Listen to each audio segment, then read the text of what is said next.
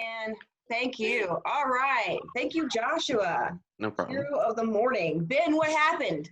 Thought you were going to like remind me of that. Are you even awake, Ben? No, you're scratching. I guess you're awake. Okay. So, we're talking about Indian removal. We're now recording. And so I'm going to share my screen so you can see this. You see this Vox link right here? I'll upload this PowerPoint presentation so you can see it. But you can see this, right? Yep. Yeah, can y'all be a little bit more vocal for me, please? We see a flag. Okay, you see a flag. Thank you. Yeah, please communicate with me. So this is maps of the United States. And some pillars. What? Okay. Yes, we see it now. Okay, you see this map here? Yep. Did you hear? Yeah. Yes. Yep, it's working over here. Good. We're all working now. So, we can see the slow removal, not so slow removal of indigenous peoples to the west. And we come down here too, we can see this Trail of Tears, the long march of indigenous peoples into what will become basically Oklahoma moving forward, right? And so this is the story that we begin with. And when we think of indigenous removal, we think of people being forced off their lands and into other lands as well. But today I want to talk a little bit about the Cherokee, because the Cherokee is an example of a group of people who attempted to work within the constraints and the frameworks of the U.S. government, right? This was a indigenous nation that had lived in this region, part of Georgia, Tennessee, and Kentucky for, generations upon generations, thousands and thousands of years. And it was an area that became quite populated with plantation owners. You have the Cherokees towards the north, and you have the Creek, who were in the southern areas into Alabama as well. And so what happened to the Cherokees also impacts the Creeks. But basically, when these English Europeans came into the Americas and began to establish these colonies and began to claim the land, part of the dictum of English law was the only way that you could go into an area and take over that land is if it was not being properly used by those who inhabited. If those who were using that land or were on that land, not using it, but were on that land, were quote unquote uncivilized, then they had no claim to the land, right? And what did civilized claims look like? It would be groups of people who had structured systems of government that were similar to what the English were used to. And also it would have to be groups of people who were engaging in land management through husbandry, and then also domestication of plants. So you'd have to have crops. You'd have to have, this very Eurocentric kind of perspective on what land management looks like. But the Cherokee did. They actually, were a group that were willing to engage in these practices because they wanted to stay on their lands. And the beginning of the loss of land came through debt, paying off debts. The Cherokee traded with the English ones, English peoples rather. They traded furs, pelts for, all kinds of goods. Guns and ammunition became part of what the demand was for, but, anything from, kettles to textiles.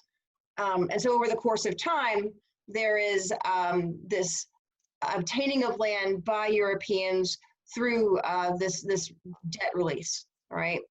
But remember, when the United States is constructed, the Constitution sets out very clearly the relationship of indigenous peoples to the federal government. Ben, you were in the civil rights class. Can you kind of remind us of what the Constitution said about indigenous nations? Um, I'm honestly drawing a blank about this right now. It's okay. Let me ask you this. Where does the authority lie to address and deal with indigenous peoples, indigenous nations? Is it with the states or the federal government? Um, I think it was with, oh, it was with the, didn't it start out as like the federal government and then it Yeah, shifted? absolutely. It was the federal government, right?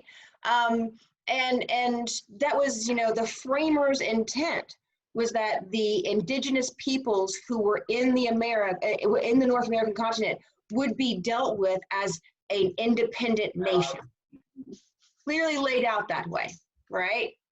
Well, that's not what's going to happen here. And what resistance is going to look like is going to take different forms depending on where you're at. And resistance in the Cherokee lands and what will become Georgia is that the Cherokee learned English. They formed a system of writing, right, so that they could engage in these Euro-American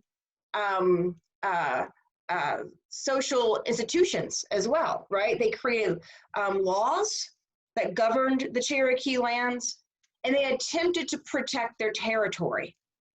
But you've got Andrew Jackson coming in, right? Thomas Jefferson begins indigenous removal by opening up lands. Andrew Jackson is intent on genocide, is what Andrew Jackson really wants. So Jefferson, commits by creating these boundaries that are going to be for indigenous peoples. But Jefferson is one of the authors of the Constitution, and he still sees them as separate from and independent of the U.S., right? But in Georgia, something very unique is going to happen. And you see this, this little map down here, right, showing you which parts of this state become part of this gold land lottery. Basically, the state began to parcel off indigenous land and just had an actual lottery. You paid, $1 or so, and you might win this land. And there were, I don't know, 6, 7, 8 different times that land was parceled out and gifted off in these ways. The states did not make any money off of this, right? But they did, encourage white settlement into indigenous lands. And so when we talk about indigenous removal, part of that is forcing out people and bringing in new people, right? Forcing out the indigenous to bring in white settlement. And when you have lands that are open, that are territories considered to be indigenous peoples over and over again, you're going to see the federal government breaking their own treaties hundreds of times over. And even lands in which indigenous peoples have been forced onto, even later on, not that long either, 50, 60 years, come the Civil War, the white settlements coming out that way, the federal government is once again claiming that land for, quote unquote, Americans. And so what we see here is 3/4 of the present land that is Georgia right here. 3/4 of the present land that is Georgia was obtained through these gold lotteries. And who could, have a ticket for, a piece of property that would be as small as 40 acres or as large as 460 acres. But who could? Of course, white men, right? It's always white men at the age of 18 or 21, depending on the lottery. Also orphans and widows. That's it. No claims if you were not a US citizen. And of course, indigenous peoples weren't. So they could not engage in this if they wanted to. We look at this, now you go back here, you've got, by the time you get to the 4th land lottery, 20 years in, the Cherokee are trying to find a way to establish themselves, as in recognition as an independent state again. And understand that, for the last 100 and so years, the federal government has been engaging in treaties with the Cherokee. So Sequoyah creates a Cherokee alphabet, right? And in 1828, the Cherokee Nation adopts a constitution. is publishing newsletters, right? But Andrew Jackson, becomes president, and he runs on a pro-removal platform, a very racist removal platform. And keep in mind that Andrew Jackson is going to engage in basically genocide here, but this is not the only place. It's not only indigenous people he's doing this to. He's actually, before he becomes president, what is this, 1828? Back in like 1813, he's in Alabama at Horseshoe Bend engaging in slaughter of the Creeks because the Creeks don't want to give up their land. And so he goes down there to force them. And when he's down there, and I know this because I used to work at the Battle of New Orleans, right? It was at Andrew Jackson's site. So I read a lot about him. But before one battle, Andrew Jackson was reviewing his soldiers, and he did not like the way in which they were keeping their camps. And so he ordered all camps to be cleaned up. But one soldier who was 16 years old didn't clean up his camp. I don't know, most of you are not 16, but were you all the tidiest when you were 16? I know most 16-year-olds aren't, right? Think about it. He comes through, he sees this kid's camp is still, messy. He orders him to be executed as an example. But then he rides out of earshot before this kid is killed. This is the man who's going to be president, who's going to also force the removal of Indians. Okay, so think about what we're talking about here. And think about this. Our current president hung this man's picture up in the White House. This is the former president that our president looks up to. So gold is discovered in the Cherokee lands that they still hold in Georgia in the mountains towards the end of this land grab. And all of this is going to be, cause for continued pressure by the state and by the federal government for, the removal of indigenous peoples and replacement of white Americans. And so more than 90% of the Cherokee nation can read and write, and they are agrarian by 1830. And yet removal is still coming. So let's think about, how we frame these narratives into a form of resistance and empowerment rather than just victimization and subjugation. How might we talk about this? If we're looking at this narrative, what would we want to ask, or how would we want to frame the question? How they coped spiritually and psychologically on the trail. Okay. So what kind of resiliency of culture do we see in those moments? Yeah. What kind of humanity and aid do they give each other on that, death march? Very good.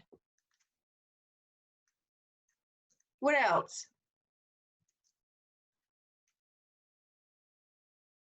Maybe how well they're able to recuperate at the end. Okay, so, what does it look like once they settle? And, we've talked a lot about indigenous resiliency, right? And so we're going to see, of course, that retention. But what about resistance to leave? Right? Because the Cherokee do something very unique. They challenge the president and they challenge the state in federal court, right? They are, after all, a group that has constructed their own laws.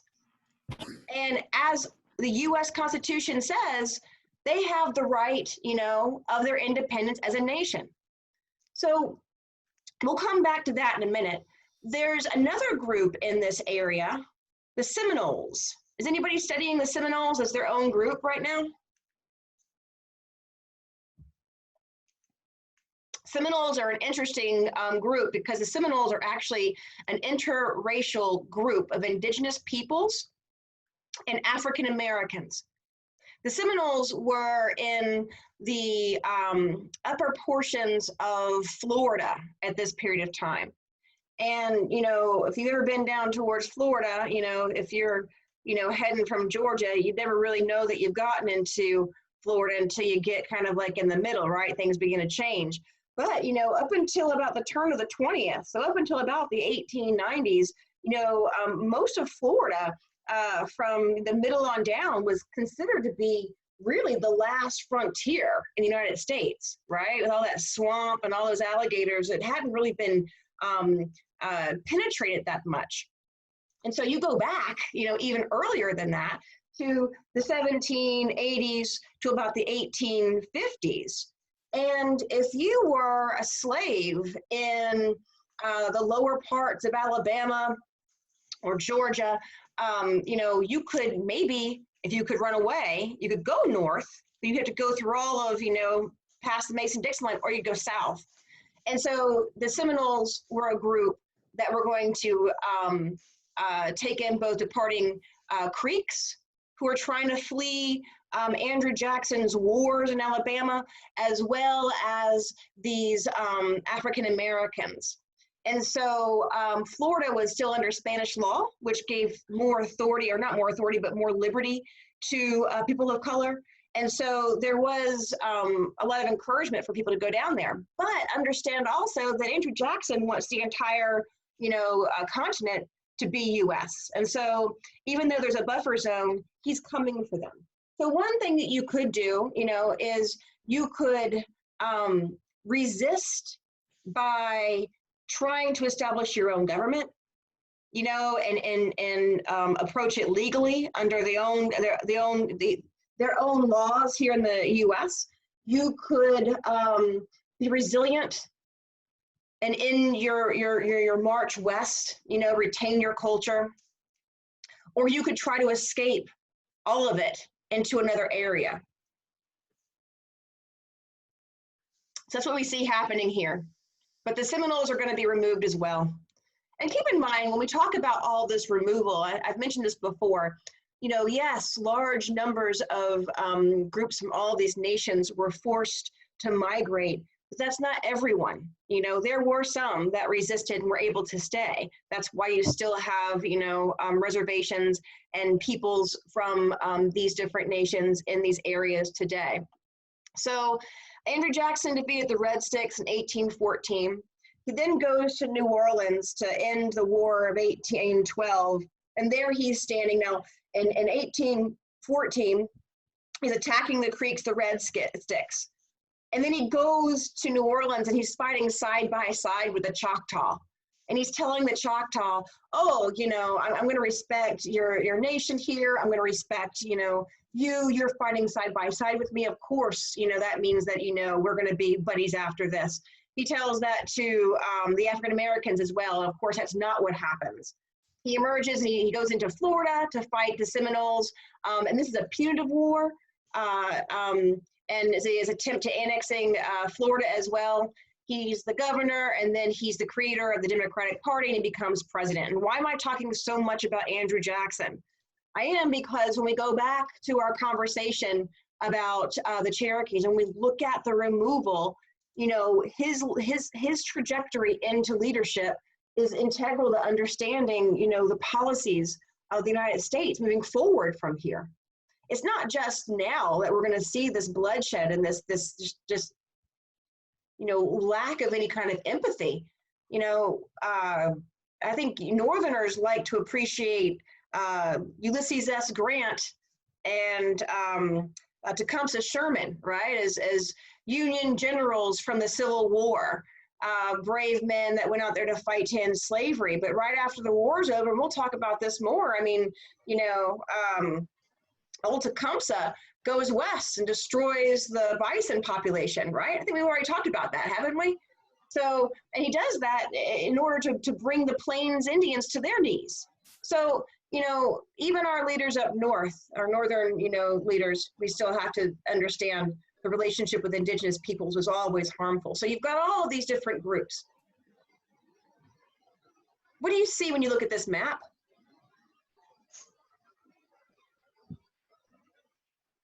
I find the Seminole route to be very interesting over water. Over water, Yeah.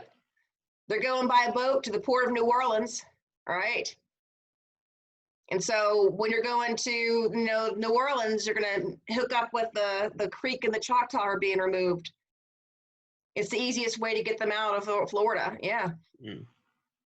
But look at all those different people from all these different regions. We've talked about how important land is, right?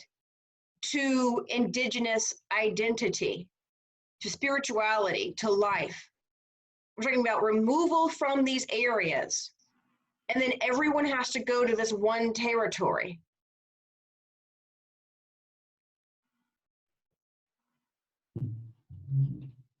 This is that territory. Oh, this picture's too big.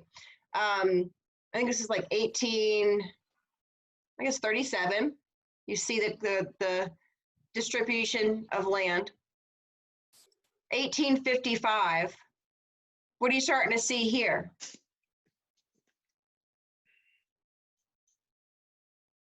Looks like gerrymandering. Everything's all. It's gerrymandering around least district, right? And now area that Texas is disputing is theirs. So there's all this removal from this larger area here to this smaller area. And within another few years, a decade or two, even that area is being claimed by the federal government. So we think about resiliency and resistance, right? Imagine what that looks like when we're talking about not only the forcible removal from your land, but then to land that is then being taken. Look at this, 1889.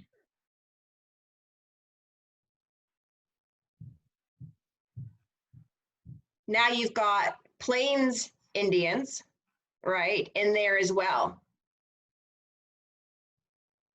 And you know what's going to happen is, and Dorothea might be able to speak to this, you know, being that she's had, you know, she's worked with the Nola Bica Project.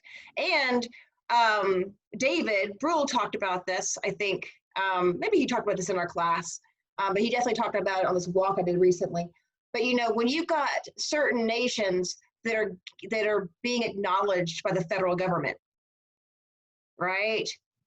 And that acknowledgement means a certain amount of protection and rights, and others that aren't.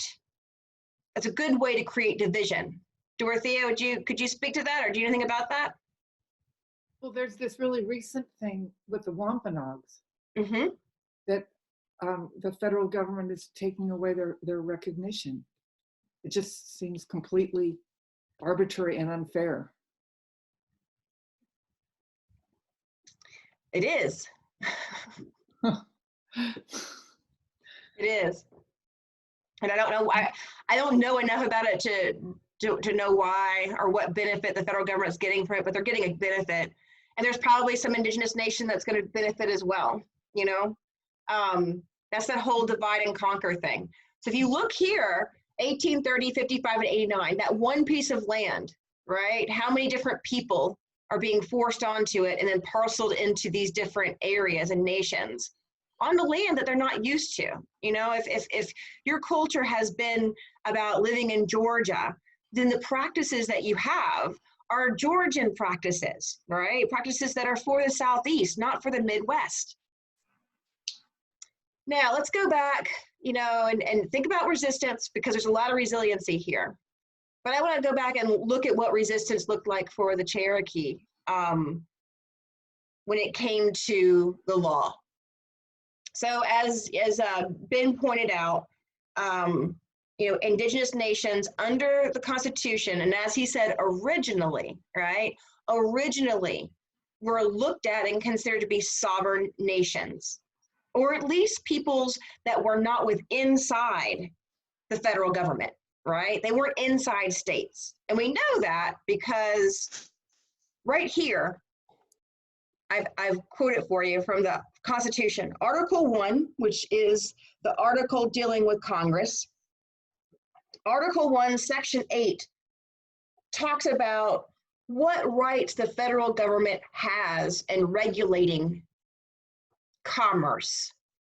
And here it says that Congress, and only Congress, right, has the power to regulate commerce within foreign nations and among the several states and with Indian tribes.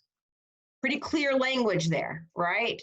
And this is why the Supreme Court has to get involved, and why the Cherokee Nation, under John Ross, the chief at the time, is going to go in and try to challenge what's happening. So there's 3 different cases that come out in the 30s that lead up to this Indian removal, right? And the first is Johnson v. McIntosh, I think it is, or McIntosh, I don't know how to say that.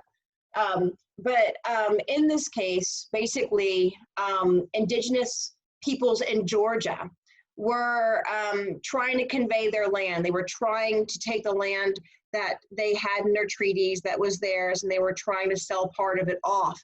And the federal government would not allow them to do that. So this is actually, I'm sorry, this was in a Georgia case, this is the first one though. So, and the federal government said, Cherokee, if you're trying to like parcel off your land, you're not actually fully in ownership of it. It's a conveyance that we've given to you.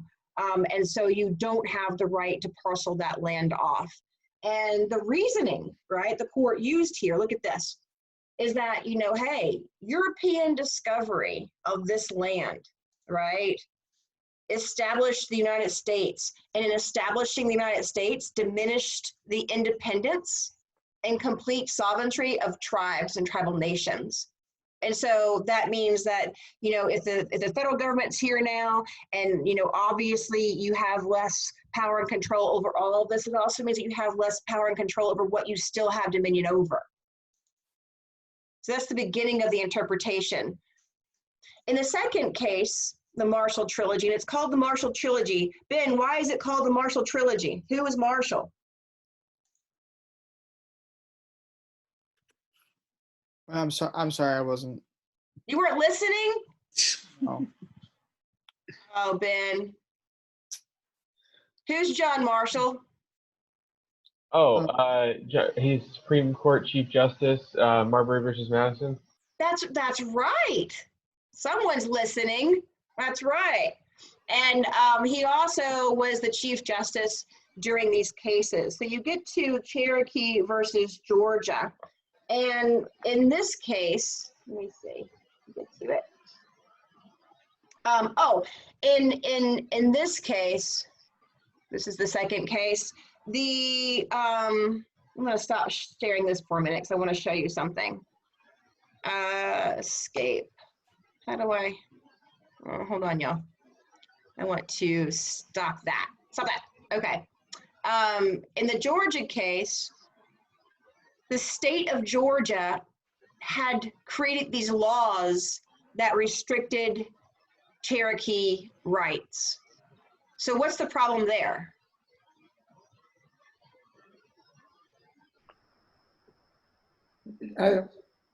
The state doesn't have the right to negotiate with the Indian tribe. Right, exactly. So let me show you here. Do you see this Justia page now? Cherokee Nation v. Georgia? Yes. Here's what the laws did. This is where I had to go to find it. The laws, right, the Cherokee are arguing, deprived the Cherokees of protection of their lands. It prevented them from enrolling for immigration, right, moving around their own area. It made the Cherokee Constitution and the laws illegal, right? Meaning that the Georgia laws not circumvented, but superseded the Cherokee laws, so that it made it murder in the Georgia courts if the Cherokee government inflicted a sentence of death in enforcement of Cherokee laws. It also extended jurisdiction of justices of the peace into Cherokee territories. Look at this. No Indian, no Native American, right, residing there could be deemed competent to be a witness in court. So you're saying now that the courts of the state, right, now have power over Cherokee land, but Cherokee residents won't have a voice in court, right? So because of these laws, the Cherokee say, hey, wait a minute, the state does not have the right to create laws that impact us. right? Under your own constitution, it is only the federal government that can do so. Well, unfortunately, right, the, let's see, from the current slide, oopsies, go down here. Here we go. In this case, the court found the Cherokee Nation is not a foreign state, but a domestic dependent nation, and their relation to the United States resembles that of a ward to his guardian. A ward to his guardian. Can someone explain what the Supreme Court is saying? They're basically saying that the Cherokee Nation is like kind of like beholden to the United States. Like, you know, if you have like a ward that's like it is like a kid that you're in charge of, basically. Right. So they're Right. they're making them seem like lesser than. Yes, Lydia, thank you. It's very true. And if you read through that case that I was just showing you, it talks about, you know, the Cherokee Nation lays out all of this history of these treaties that they had engaged in. And then, you know, the other arguments are laid out as, we have helped civilize the Cherokee. Look what they're doing. And they created their own laws, silly little group, right? But they're trying their best to be like us. And so, you know, this is what tells us that we have the right to have this power and authority over them. So little by little, the federal government and the Supreme Court is reducing the autonomy of indigenous nations with these cases. Resistance looks like, you know, an appeal to the court, but in this happening, what it means is it sets a precedent for moving forward. And finally, the third case is Worcester v. Georgia. In this case, right, basically, this is when the gold is found in those Cherokee hills. And now white settlers are trying to go in and claim land so they can get access to that gold. Well, the state wants a piece of that. And so the state says any white settler who's trying to go into Cherokee land to settle has to have a permit, has to buy a permit from the state to do so. And so it's actually a white settler who's like, hey, I'm living in this land and I don't want to have to pay, and I shouldn't have to pay you, because it is in fact the authority of the Supreme Court and authority of the court and the federal system, right, to regulate Cherokee land, not states. So it's one more challenge to say, hey, our Constitution here says that states cannot engage in this. And at this point, the Marshall Court stops and they say, you know what, you're right. You're right, because we don't want to lose our federalism. We don't want the states to be able to circumvent or override the Constitution. So you're right, Georgia, you may not create laws that regulate in the Cherokee lands because only the federal government can do so.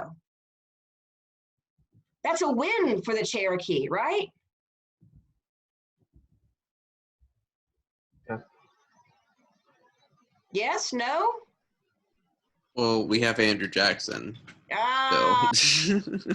But we have Andrew Jackson, because our federalism only works if we all agree that it works. And what Andrew Jackson did, and mind you, once again, I point out the fact that this president, right? Let me put myself back on here. I'll point this fact out to you that this president, right, idealizes this man, Andrew Jackson. The Supreme Court in 1832 said, no, Georgia, you do not have the right to create laws that regulate the Cherokee lands. But our branches of government, right, they do different things. The Supreme Court, that's the interpreter of the Constitution. Congress creates the laws. Who enforces either the laws Congress makes or the case law that is the decisions of the courts? What branch enforces? Executive. The executive. Andrew Jackson is in office. And so when it's time to enforce this decision by the Supreme Court and stop and block Georgia, Andrew Jackson is supposedly said, John Marshall has made his decision. Let us see him enforce it. And at that point, the executive branch fails to enforce the judicial branch. Now, let me tell you how dangerous that was, stepping back from Indigenous history for a moment, because we've got a president right now who's playing with ventilators, okay, and differentiating federal versus states. So when Andrew Jackson openly blocked a Supreme Court decision, South Carolina took up the cause and said, aha, now we have a president, right, who's on our side. And if the president is not going to enforce federal law, then we can create laws called the nullification laws. And we can just nullify any federal law that we don't like. And South Carolina began to do just that. And Andrew Jackson all of a sudden realized that he had put his own federal powers, right, in jeopardy. And so he came down hard on South Carolina, and South Carolina said, no, we will secede. So there's a lot going on here. But resistance can look like many forms. Now, many forms of action. Sorry, finished my statement there. So what kind of questions do you have about that?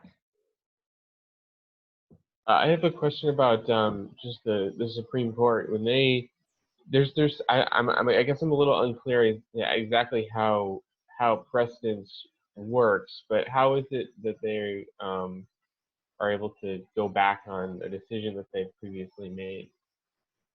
Oh, well, the Supreme Court can at any time reinterpret law. But the Supreme Court had not, well, yeah, with the Worcester case, they were saying, no, Georgia, you can't.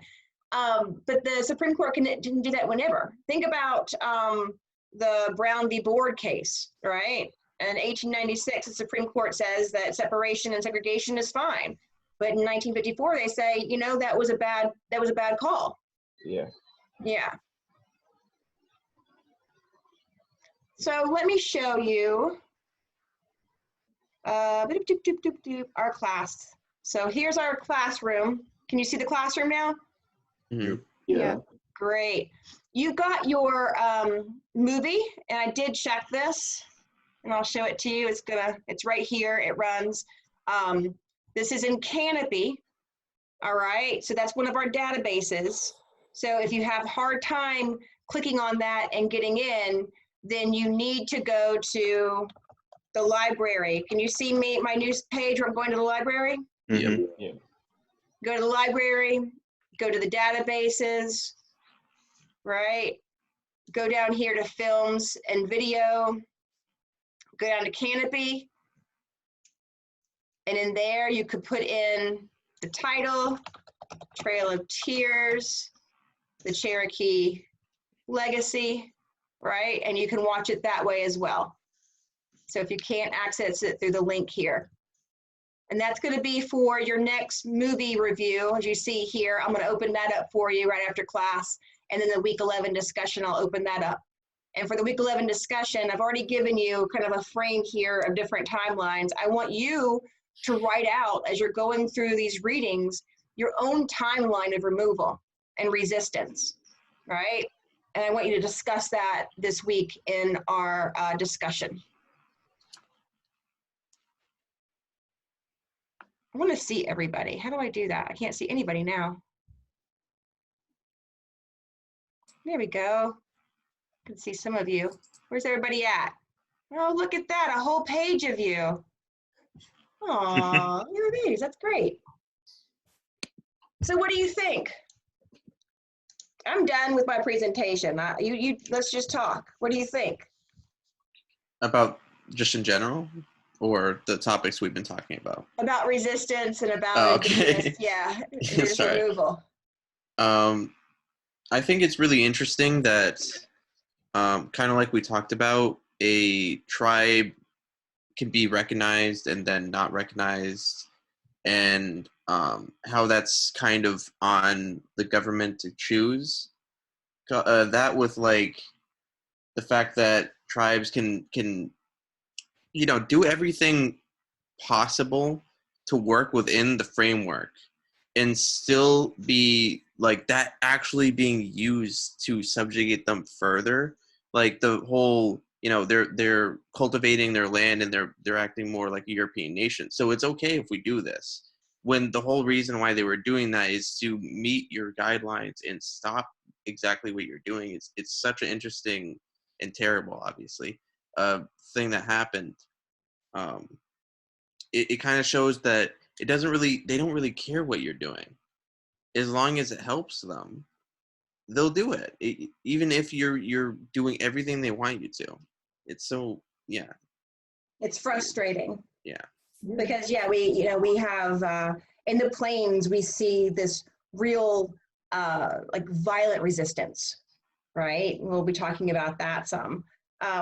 But the Cherokees, they're such a great example because it's a group that were intent on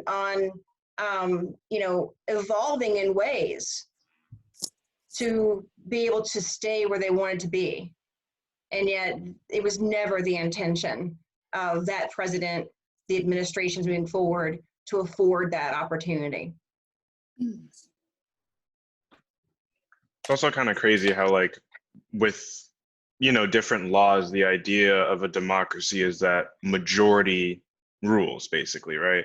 So as long as you have right, that's the perfect world, is that as long as you have majority of opinion here or there, you can do whatever you want, right?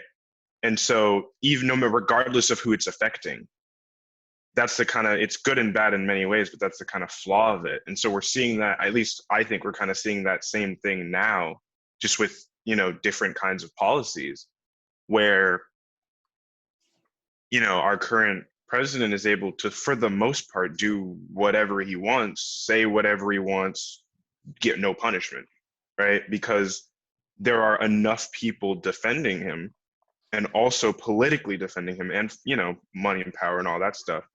And it's kind of in an untouchable position. And so it's, the law ideally, and what people will tell you is that it's supposed to protect the rights of everyone, but it really doesn't if the majority is, kind of not caring about the minority. It only serves the majority, not the minority. Yeah, I was reading this Atlantic article about the administration and federalism. And something that was interesting that came up was, we have an understanding, this constitutional understanding of these branches of government, right? The balance between the state and the that federalism, the laws that are laid out, the interpretations of that law, what the Constitution says is the power of the federal versus the power of the state. But it's all a gentleman's agreement. And I'm sorry, using the word gentleman, that's very gendered, but I don't know what the better word for it, right, is. It's just, we all agree to follow this decorum and to follow these rules. And all together we do that. But what happens when we don't? Right? And not to use Indigenous removal solely as an example of caution for today for others, but it is obvious that, throughout our history, those norms that we rely on for our social cohesion are simply that. They're just norms. And we don't really have these ways to restrict these governmental branches, but for the balance of them all, right? But if that balance is broken. Yeah. And especially when it's like a close majority, like it's, it's never this clear cut and dry, but when it's like 51% to 49, like, yeah, it's majority, but you're not, that's affecting too many people for you to just pass it like that. So in laws where it's split, it just doesn't really work that easily. If 49% of people in your country are getting affected poorly by this one thing, which isn't an exaggeration, but it's just to prove the point. I think those nations that are still in Oklahoma would, be less shocked by this, I'm assuming. Right. But thank you for that, Salim. Cole, what's on your mind about all of this?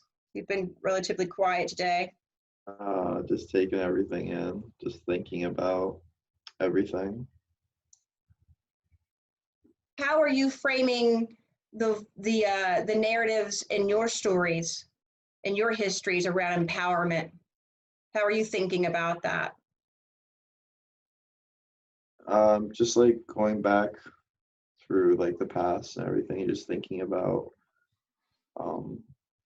I don't know, the Indians and everything like that, and the tribes.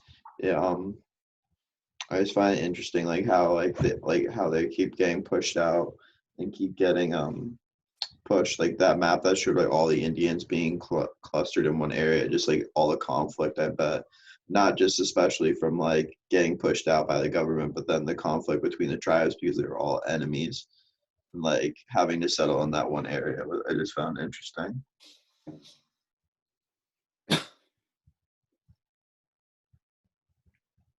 Yeah, we see this Amerindian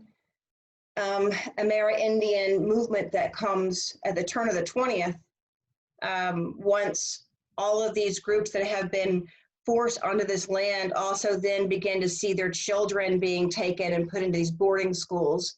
And it's a sad, it's just sadness over sadness over sadness when we look at it that way. But you've got these different indigenous nations, and as you get closer to the 1900s, how are we going to finally end these cultural unnorms of indigenous life? Well, you take the children, you end the culture. And so it's the removal of all these children put into these boarding schools that finally kind of bring this indigenous movement of unity together, because the shared experience of a few generations in this one area begins to reshape those dynamics. And that's going to help create an organized voice of power for indigenous peoples into the 20th century. So there's a benefit there, Did the tribes ever get they had this common experience, and they're all kind of in the same geographic location?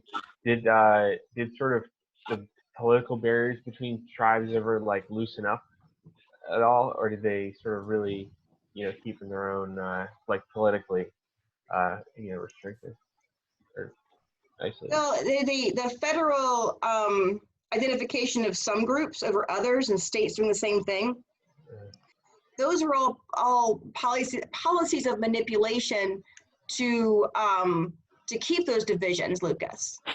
So when I talk about a Pan-American experience, I'm talking more of like this movement for civil rights, not so much like this idea of how do we protect our cultural concepts and the territories that we have.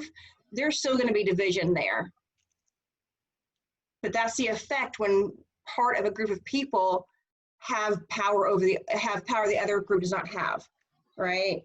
It creates that division.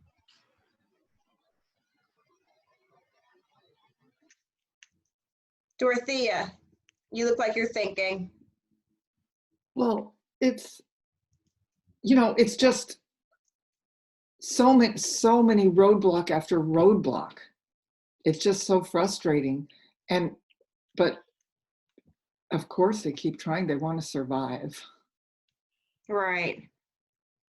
That's why, when I was constructing this morning, I was crying, because it's like, usually, I can navigate these narratives, well enough, but, the long-lived suffering.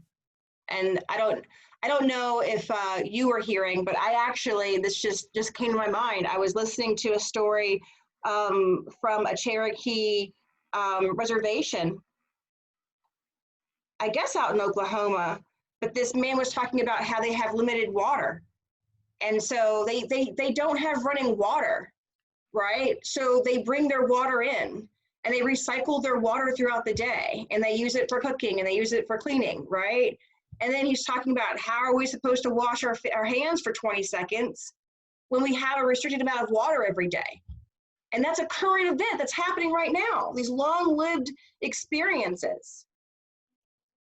So I guess for me, being on the outside and trying my best to cultivate content that's meaningful, you know, as I'm going through it, I guess for me, it's just those stories of what's happening now only, like Dorothea said, you know, just kind of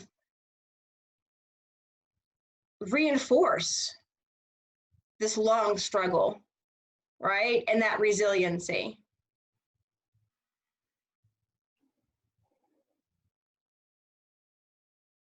I have a comment to make, Alyssa, if you can hear me. Mm-hmm. Yes. I have here, and I don't know if you can see it, a little booklet that I bought many years ago, thinking that I might be able to learn the Cheyenne alphabet. It's called Let's Talk Cheyenne. And for me, what's very especially gripping is imagining trying to another another language when your own language has 3 vowels, 11 consonants, a glottal stop. You can't even pronounce some of the sounds in the English language. And yet these people had the fortitude, they had the strength, the resilience to do this or attempt to do this. And to me, that's very powerful. That shows a strength that is hard for me to even talk about without my voice shaking. So I just wanted to mention that, imagine if someone told you one day that your language is going to be robbed from you. You could never speak it again. And that's something that's very hard to imagine, because our language identifies who we are and what our lives have been like. And so that was just my modest contribution. I know it doesn't sound as historically enlightening, but I think it's special. Thank you. I agree. Lydia, What's that? you have any final thoughts for us? Well, what I thought was really interesting with one of the readings that we had was the 2 kind of like I think they were addresses, like the Cherokee, I think it was nation was addressing like the president and kind of like appealing to him. Or no, I think it was, they weren't appealing to the president. I think they were appealing to Congress, because they had appealed to the president and he had, you know, not listened. And I just thought those were kind of powerful to read, because, you know, it was an Indigenous voice. And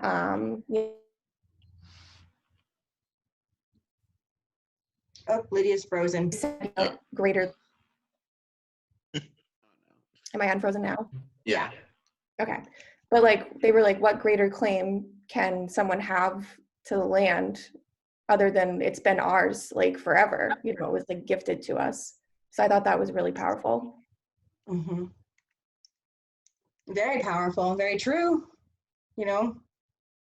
And I think that in that too is, you know, when we talk about Indigenous removal or the Trail of Tears, in this larger American tradition, it's, oh, this is sad, you know, that this happened to these people, but they were just migratory people that were forced over here, right? And it's just a victim narrative.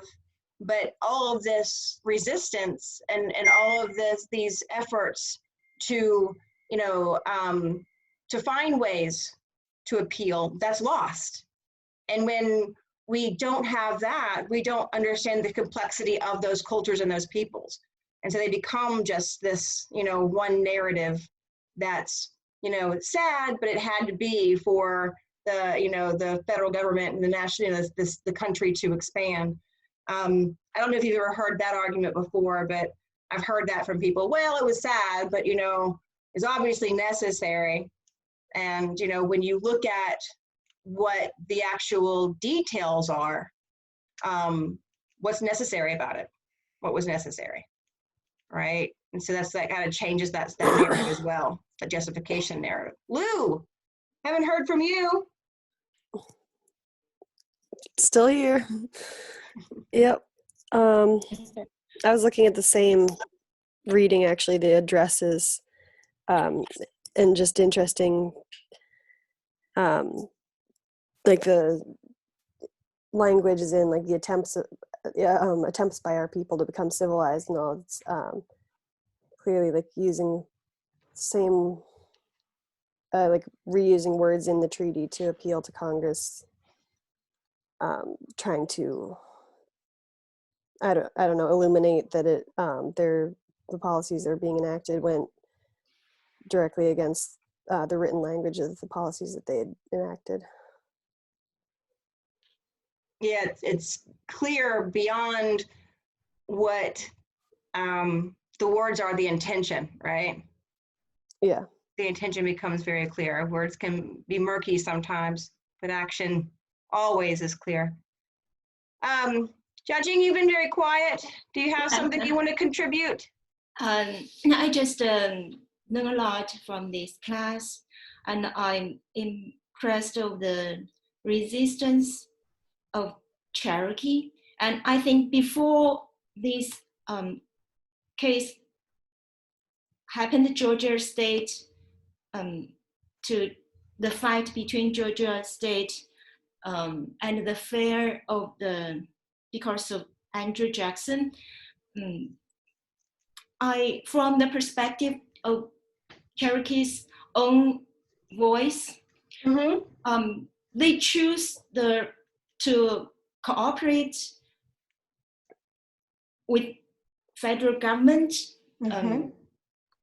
I think it's based on some kind of trust of this system, what the government, the federal promised them, but it's hard for them to predict the fighting inside the government themselves, the local state and the federal state.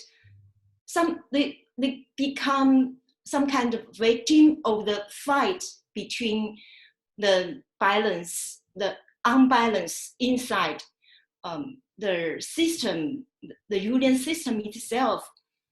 When you see the current situation of how to deal with the COVID-19, there are still a lot of victims because of the failure and the struggling and the fighting inside the government system themselves. So it is very hard to imagine what the suffering, the minority of Cherokee, this kind of margin, this kind of outside of the main street tribal can face. Even they also have some trust or loyal to the system, what the system promised them, they still become the victim. I wonder what would they thought after they failed to see they did not get the legal right, which they proposed maybe they could get. And I wonder would they regret to accept, to choose this way, to follow, to work inside the framework of the state. Because to fight will have the risky to extend to be failed. But now we are inside this game rule, but still was cheated actually, or still become victim. Will they regret to choose that method, or without a way to survive? Actually, we choose to fight. This is what I am thinking about when I listening to the peers discussion, I just feel very complicated inside my heart. I think even nowadays, all the victims, not minority, seems not minority, but still the power of minority, of our common person are minority on the other perspective, similar of the Cherokees person who become victims of the struggling, the fighting, the conflicts of the political system themselves. So I think what's specific here to the Indigenous experience is the continued impact over time that we can talk about. I mean, don't get me wrong, poverty is poverty, right? And we could talk a lot about, you know, the Hispanic American experience in the West, the African American experience in the South. You could talk about just poor, you know, white experience throughout this country as well, and the generational impacts of that. I think part of the takeaway here is, yes, you know, was there, you know, is there like, you know, a way to understand how someone felt when they lost that case and were forced? But I think when you watch this documentary, some of that will kind of, you know, will clear up for you, and you'll have a better understanding and sense of what the Cherokee experience was like in that. And as we move forward, we'll be highlighting different groups from different, you know, regions in the U.S. so that we can kind of see how this experience plays out for different groups. But, you know, just keeping in mind that we're not talking about a group that is only historical. We're talking about a living group of people today and what this means today. And, you know, I get the trappings in my mind as well as a historian, right? Falling into those Eurocentric ideas of, you know, just a history instead of a people today. So, you know, as you are working and constructing your own research and you come across these, you know, atrocities, right? That's part of the existence of the lived and shared experience of them today as well. So that being said, I think we did pretty good. Anybody have any last questions for me? I'll post your discussion. Just post your initial response by Thursday. I've been talking to different people, and Wednesday's kind of early, so we'll say Thursdays. You post your original response by then, and then you have your movie review. And again, go back and look at your assignments and everything and see if I've missed any grading. If you haven't gotten the last works done, please get those works done and then email me. And otherwise, I will be posting office hours, and I will be around if you need me. It's a beautiful day, so if you're able to get outside, social distance properly, I hope you'll get out and get some fresh air and enjoy the blue skies and the warmth. Spring is coming, so that's lovely. That's something good. No questions? Thank you. Well, then, oh, you're welcome, and thank you for coming. I'm so happy to see so many people here. You know, I'm around, I care about you, right? Got to be kind to each other, make good choices, wash your hands. All right. Yes, like Joshua. Show us again, Joshua. How does it go? Right. Oh, like no, it exactly. goes like this, and your thumbs, you got scratch. Yeah, you know it all. All right, y'all. Take it easy. It's good to see you. Bye. All right, Bye. see ya. Bye. Yeah. Goodbye.